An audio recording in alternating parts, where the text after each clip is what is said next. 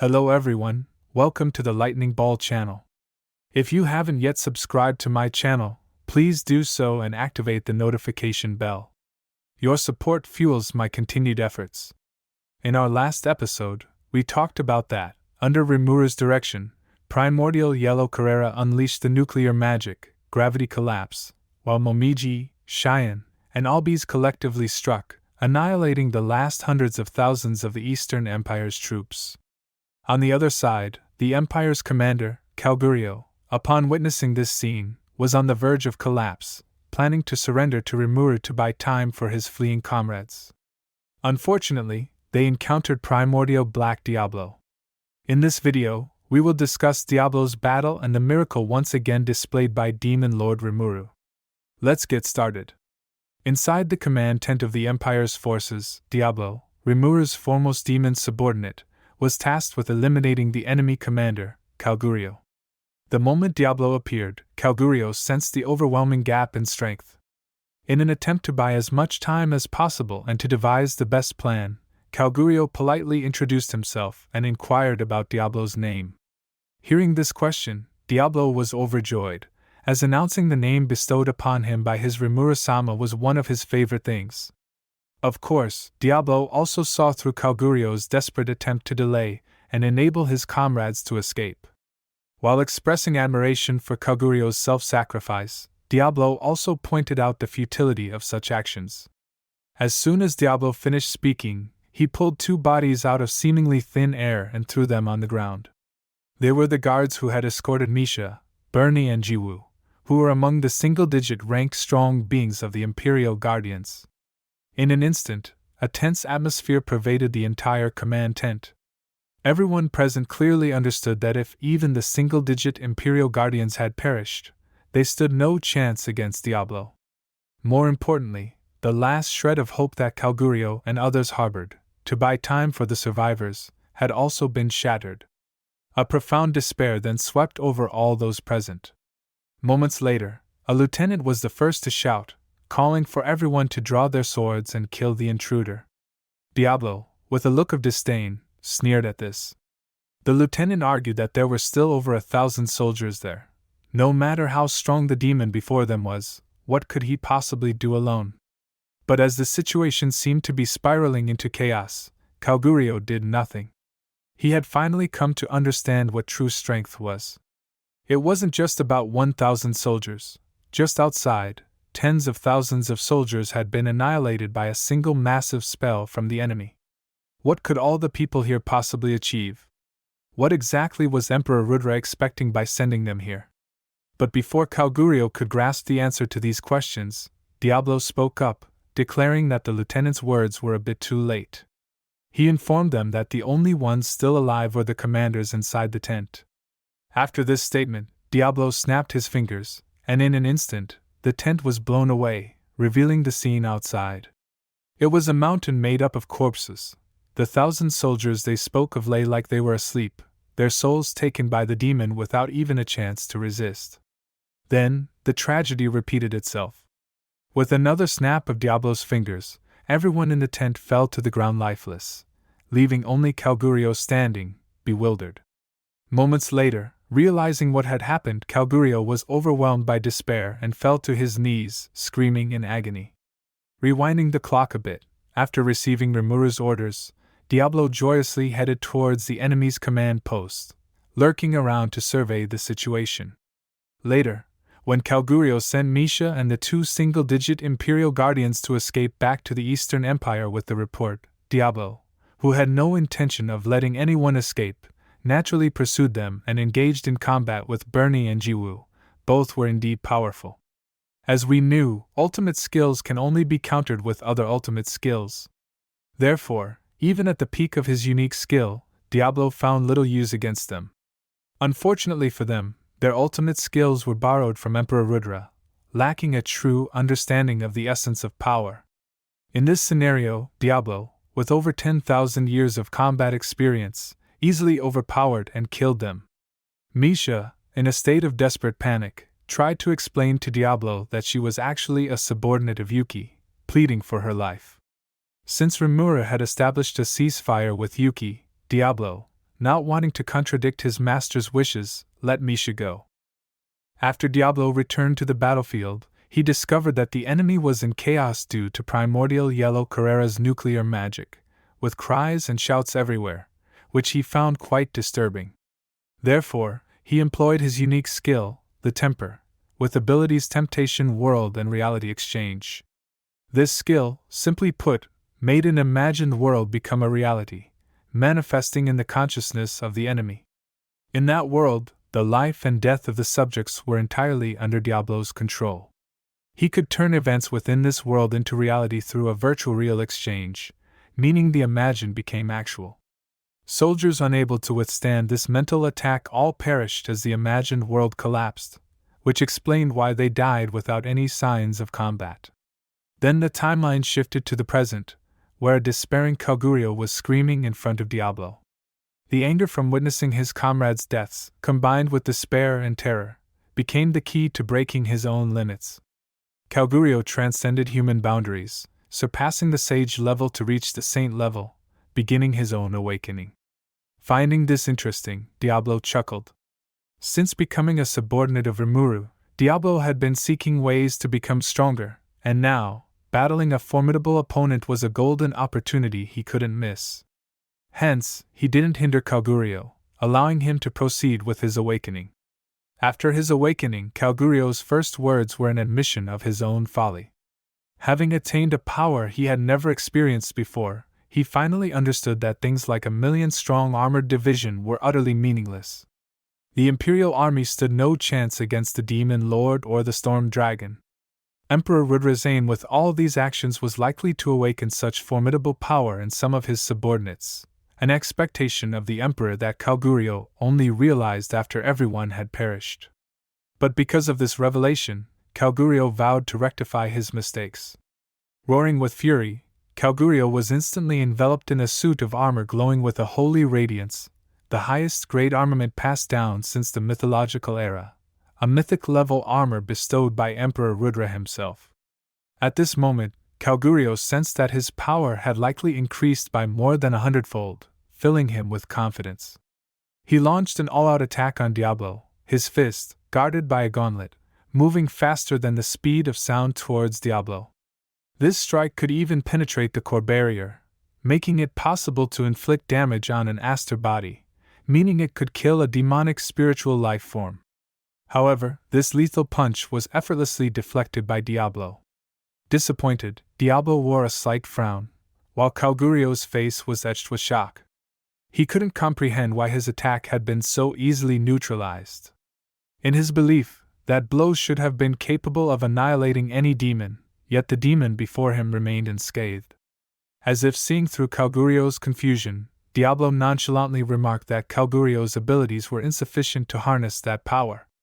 Shaking his head in regret, Diablo expressed that it was too early for Calgurio to fight him. Had Calgurio awakened sooner, perhaps they could have had a more intriguing battle. Indeed, without understanding and internalizing the essence of power, even the mightiest forces are rendered meaningless. Calgurio's mythic-level equipment also failed to exhibit its true potential, a fact that Diablo pointed out and was undeniably true. However, this was an apparent insult to Calgurio. Perhaps enraged by these words or realizing the futility of his actions, Calgurio made a reckless challenge. Yet, to Diablo, who had accurately gauged Calgurio's strength, this was no longer a battle but a mere formality. Ultimately, Calgurio, the last commander of the Imperial army, was defeated without even forcing Diablo to reveal his true capabilities. His soul too was harvested by the demon. Time quietly passed, and after an indeterminate duration, Calgurio felt a gentle warmth embracing him. He awoke, enveloped in this comforting sensation. Calgurio was bewildered, certain that he should be dead. Unable to comprehend what had transpired, he silently rose from the ground, surveying the unfamiliar surroundings. Nearby stood a girl, appearing around 12 or 13 years old, with blue-green hair tinged with silver, smiling angelically as she busied herself with something. She was gently elevating her hand above the heads of the deceased Imperial commanders, from where a brilliant light cascaded down from her palms, imbuing the corpses. Just like that, the dead companions, including Krishna, Bernie, Jiwoo, and the adjutants one by one were resurrected. Soon after, like Calgurio, they stood up, equally bewildered. The girl nodded in satisfaction, then turned to Calgurio with a friendly inquiry about his well-being and whether he could remember his name. The girl spoke with an easygoing tone, but not only Calgurio, everyone present remained silent. Her cuteness was one reason, but more so, it was the undeniable aura she exuded, one that commanded absolute loyalty. Moreover, in such a baffling situation, silence was everyone's choice. The girl looked puzzled, wondering why her technique, which she believed to be flawless, had caused such a reaction. Calgurio then realized what had happened to him. The ability to resurrect the dead, he thought, was stuff of legends. Additionally, the surge of power he had experienced during his awakening had completely vanished, suggesting other changes within him. Finally, Calgurio spoke, voicing his belief that he should be dead. Sensing his clarity, the girl joyfully asked if he remembered his name.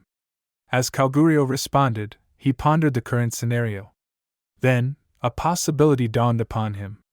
Excitedly, he exclaimed that it must have been the girl who saved them all and quickly inquired about the whereabouts of the malevolent demon, Diablo.